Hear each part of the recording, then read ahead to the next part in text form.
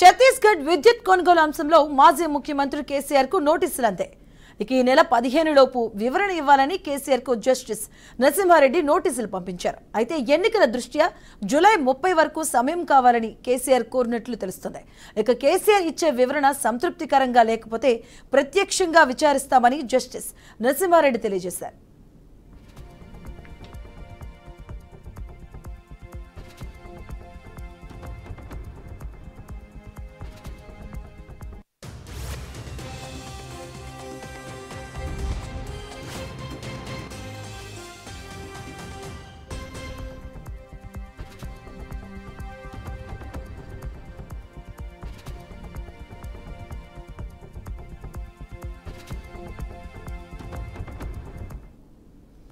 ఛత్తీస్గఢ్ విద్యుత్ కొనుగోలు అంశంలో మాజీ ముఖ్యమంత్రి కేసీఆర్ కు నోటీసులు అందే.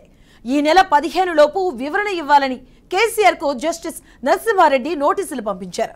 అయితే ఎన్నికల దృష్ట్యా జూలై 30 వరకు సమయం కావాలని కేసీఆర్ కోరినట్లుగా తెలుస్తుంది. ఇక కేసీఆర్ ఇచ్చే వివరణ సంతృప్తికరంగా లేకపోతే ప్రత్యక్షంగా విచారిస్తామని జస్టిస్ నరసింహారెడ్డి తెలిపారు.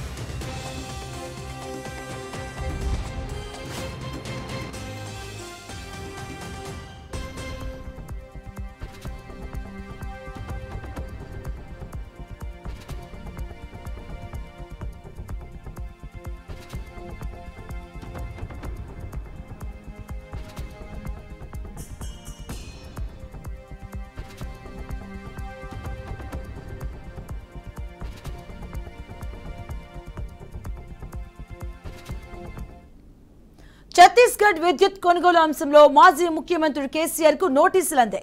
ఈ నెల 15 లోపు వివరణ ఇవ్వాలని కేసీఆర్ కు జస్టిస్ నరసింహారెడ్డి నోటీసులు పంపించారు. అయితే ఎన్నికల దృష్ట్యా జూలై 30 వరకు సమయం కావాలని కేసీఆర్ కోరినట్లుగా తెలుస్తుంది. ఇక కేసీఆర్ ఇచ్చే వివరణ సంతృప్తికరంగా లేకపోతే ప్రత్యక్షంగా విచారిస్తామని జస్టిస్ నరసింహారెడ్డి తెలిపారు.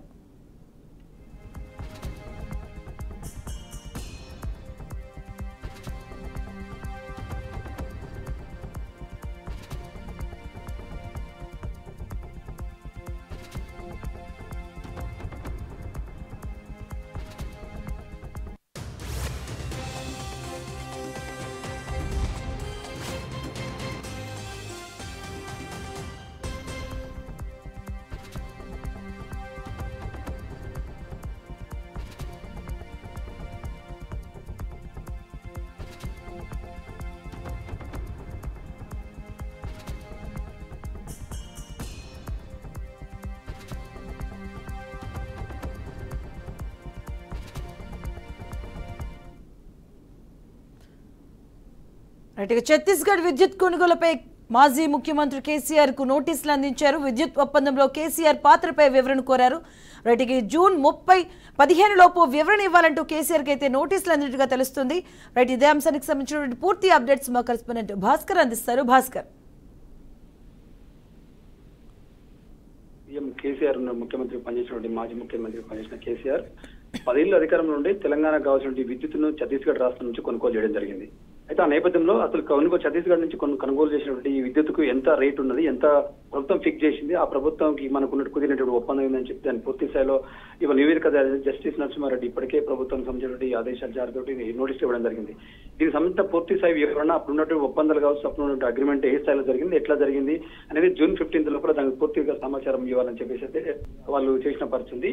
ఎందుకంటే గతంలో 10 ఏళ్ల అధికారంలో ఉన్నటువంటి బీఆర్ఎస్ పార్టీ అధినేత కేసీఆర్ అప్పుడున్నటువంటి రాష్ట్రం నుంచి ఛత్తీస్గఢ్ నుంచి తీసుకున్న ఒప్పందాలు ఎంత కొన్నారు, ఎంత పెట్టిరు, మనకి ఎన్ని కోట్ల రూపాయలు అప్పు ఉందని చెప్పి పూర్తిగా ప్రస్తుతం ఉన్న ప్రభుత్వం తెలియాల్సిన అవసరం ఉంది. ఆ విధంగా చెప్పాలని చెప్పి ఇప్పటికే జస్టిస్ నోటీస్ ఇచ్చిన పరిస్థితి. ఈ నేపథ్యంలో ఇప్పటికే సీఎం కేసీఆర్ అంటే అన్నింటిలో చక్రబంధం చూసుకున్న పరిస్థితి, నిజంగానే ఒక్కొక్కటి వెలికి తీసిన పరిస్థితి. గతం కాళేశ్వరం కావచ్చు, ఇటు లిక్కర్, దీనికి సంబంధించి ఫోన్ ట్యాంపరింగ్ కావచ్చు, ఇంకా అట్లాంటి విద్యుత్ సంబంధించి అది కావచ్చు, అనేక విషయాలలో ఇలా చక్రబంధన పడేసిన పరిస్థితి. దీనికి సంబంధించి పూర్తి స్థాయి ఇంకా మనకు సమాచారం రావాల్సింది. దీనిపై నిజంగానే ఎంత కొనుగోలు అగ్రిమెంట్ అయింది, తెలంగాణ రాష్ట్రానికి ఎంతకు కొన్నారు, దీనికి ఎంత పెట్టుబడి వాళ్ళు ఇవ్వాల్సిన పోతే మనకి ఎంత బాకిందో పూర్తి స్థాయి కొంత సమాచారం రావాల్సింది. దీనిపై మరింత వివరణ కొనే పరిస్థితి ఉంది.